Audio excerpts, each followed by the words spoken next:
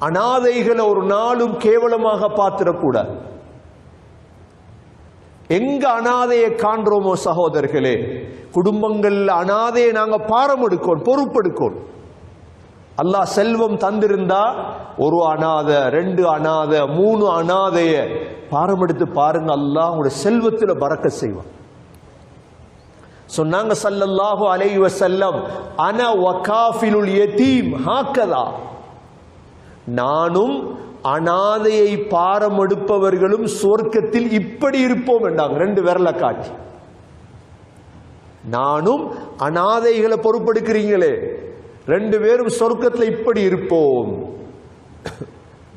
அந்த பெருமதியானவர்கள் தான் உலகத்தில் அனாதைகள். அல்லாஹ் சொல்றான், 2வது கெட்ட பழக்கம், ஃபதாலிகல்லதீ யதுஉல் யதீம்.